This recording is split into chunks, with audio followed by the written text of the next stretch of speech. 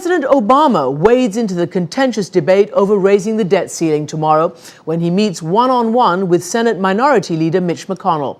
Their mission? To jumpstart talks that broke down this week when Republicans walked away from the bargaining table. Time is of the essence. On August 2nd, the government will run out of money to pay its bills, and the repercussions could be catastrophic. The Republicans should stop playing chicken and pushing us too close to that line. If we're going to meet the president's timetable to come to an agreement by the end of this month, that he needs to engage. Well, the president engages tomorrow, as we said, when he meets face-to-face with Senate Minority Leader Mitch McConnell at the White House. Senator McConnell joins me now from Louisville, Kentucky. Senator, good morning, and thank you for being with me. Good morning. Let me ask you this. It seems to have boiled down to a battle over taxes. Now, the White House, the administration, the Democrats are saying they're not putting, for the moment, tax hikes on the table, but they need revenue. They're talking about closing loopholes, subsidies for wealthy corporations. Is that out of the question for you, or are you willing to entertain that?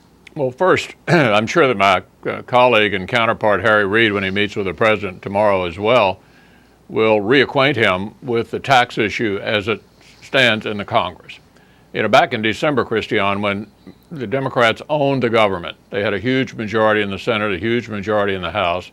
We had a vote in the Senate on raising taxes on people making over $1 million a year. That was defeated. Democrats voted against it, a reasonable number of them. And then 2 weeks later, they all came together and voted to extend current tax rates. If we're going to address this issue, and address this issue we must and should, we need to deal with what will actually be helpful in reducing the deficit and the debt. We have been spending way too much. We need to quit borrowing, quit spending, and get us our trajectory heading in the right direction. All right, Senator. Throwing more tax revenue into the mix is simply not going to produce a desirable result, but it won't pass. I mean, putting aside the fact that Republicans don't like to raise taxes, Democrats don't like to either.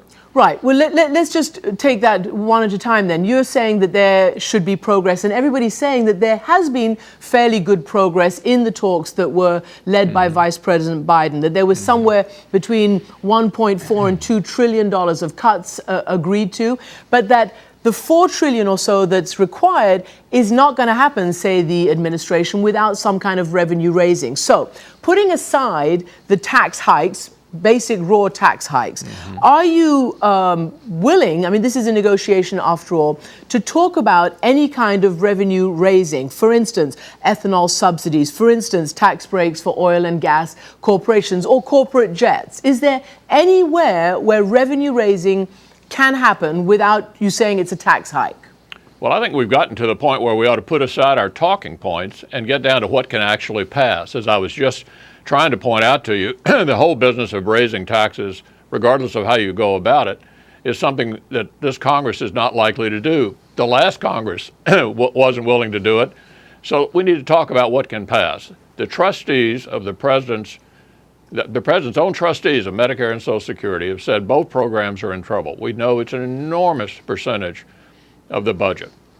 We know that our annual discretionary spending has been too high. We have a spending problem. We don't have a problem because we tax too little. The other problem with various tax proposals is they're going to have an adverse effect on the economy. The president, in signing the extension of current tax rates last December, made the same argument I'm making to you this morning. It's bad for the economy. The way we get the economy growing again is in the private sector. Raising taxes is not going to help get that done. So we need to put aside our talking points and talk about what is needed. We need to cut spending now. We need to cap spending in the future. And we need to save our entitlement programs, which are on a path to bankruptcy, according to the president's own trustees of Medicare and Social Security. So are you now basically saying all revenue increases off the table? Are you closing the door to closing any of these loopholes that we've been discussing? What I want, Christiane, is to put together a package that can actually pass the Congress. We're past the point where we trade talking points. All right. We need to put something together that will actually pass and make a difference, impress Standard & Poor's and Moody's and the rating agencies that are about to downgrade the U.S. Credit rating for the first time in our history. So what will then, from your point of view, what will pass? Well, the president and I will be talking that tomorrow. We know that the Democrats are willing to reduce Medicare. Obamacare cut Medicare by $500 billion. The president himself, just a month or so ago, in a speech about what he would do, mentioned an additional $500 billion in Medicare reductions. We know the Democrats are willing to reduce Medicare expenditures. That's something that can actually pass the Congress.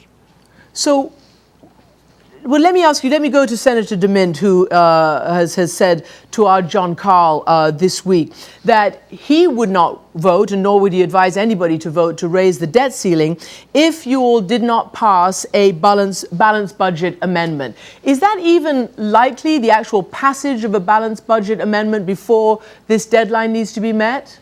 Well, we're certainly going to vote on it. We'll be voting on a balanced budget amendment to the Constitution in the Senate the week of July the 18th. So we'll have that vote.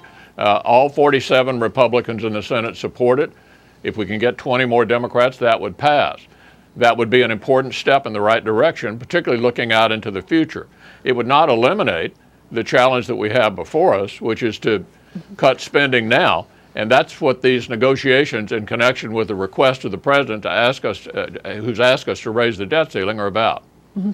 And so do you, at this point, believe that these negotiations are going to go right down to the wire, might even pass the August 2nd deadline? I mean, you as the leadership, are you prepared to see that happen? Well, we'd like to wrap this up. I mean, one of the reasons we are meeting tomorrow is that I think both the Democrats and the Republicans would like to come together and finish this negotiation and finish it sometime soon. It need not necessarily go to the 11th hour. And do you accept the administration's position that if this, and Secretary Geithner's position, that if this is not worked out, at least by the deadline, that it will have catastrophic reaction around the world and could even trigger another recession here?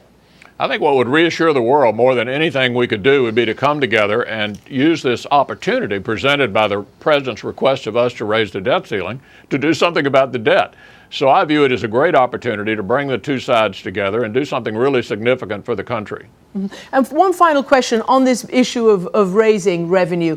You talked about not wanting any sort of tax hikes, but you did agree to cut ethanol subsidies. The Senate did agree. Doesn't that give some kind of hope that there is some sort of flexibility on this issue? Well, look, the talks continue. I've already made the point that tax increases are not likely to pass the House or Senate, but the talks continue. We think it's important to take advantage of this opportunity to do something really important to move the country in a different direction. We've increased, under this administration, spending 35% in 2.5 years. We need to stop that.